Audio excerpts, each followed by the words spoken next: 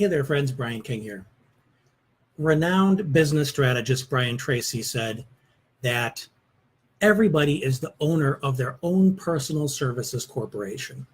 Whether you're an entrepreneur or whether you're an employee, you show up every single day with your unique skill set to provide service to your employer, their customers, your coworkers, colleagues, whatever you call them. And in my opinion, anybody that you come face to face with that day. Our first and foremost responsibility, according to my personal values, is that we are here to serve first and foremost, period.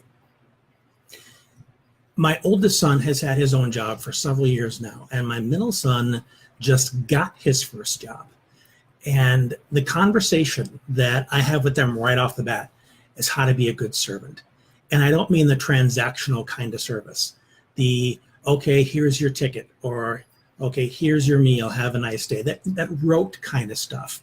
The transactional stuff like you have with the cashier. Did you find everything okay? Yes, okay. Do you have your savings card or whatever it is? We can really get lost in that robotic way of interacting with each other. We lose the humanity, and then those exchanges have no meaning. So what I teach my boys is to see the other person, see the other human being, realize that you're creating an experience for them. You're not just giving them a pizza or a movie ticket or anything like that. Speaking of pizzas, last night my middle son wanted to treat his younger brother to a pizza because they both earned some money by doing dog sitting for one of our neighbors while they were away on vacation. And they were eager to spend it, as most kids are. And he said, hey, I'd like to get pizza for me and my brother. And I said, man, this is a great opportunity. So I ordered the pizza for him, and I gave him the short version of the value of tipping. And we went back and forth on what's a good amount to tip. And he completed the transaction and thanked the driver, gave him the money of the tip. And then I asked him, why do you think we tip? What's that about? And he shrugged his shoulders. So I explained to him how poorly service professionals are paid these days by their employer. And, I don't pretend to know everything about how the service industry works, but I told him that it isn't because the employer is trying to, give the shaft to their employees, at least not necessarily.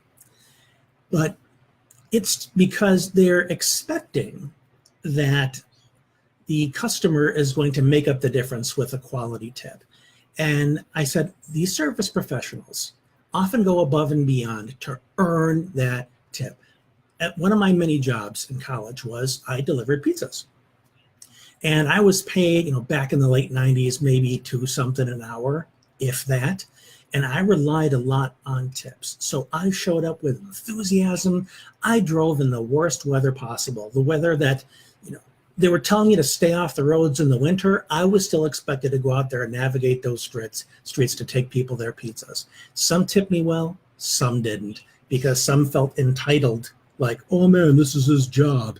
And some people have that attitude.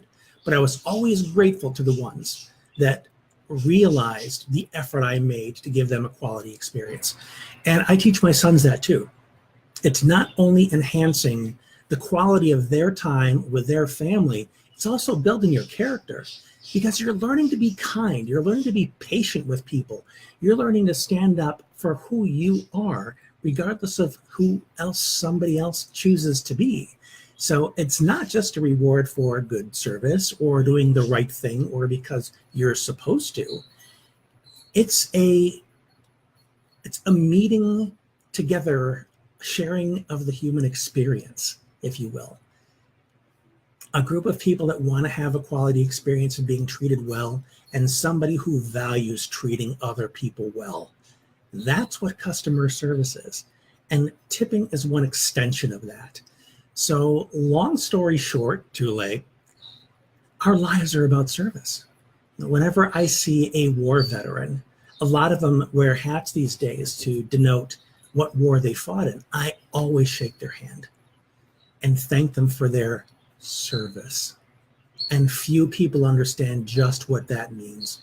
If you take the time to listen to their stories, you hear the pain, the loss, the suffering. That was the price they paid to give you that service.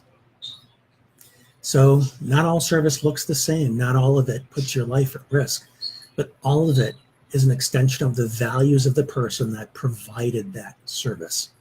So let me ask you, what are your values? How are you going to show up for others? How are you going to serve? And by all means, live it, model it, and teach it to your children. This has been Brian. Thanks for listening. If there's somebody else you know that can benefit from this message, please share it. Hopefully they'll thank you for it. Until next time, thanks for being you.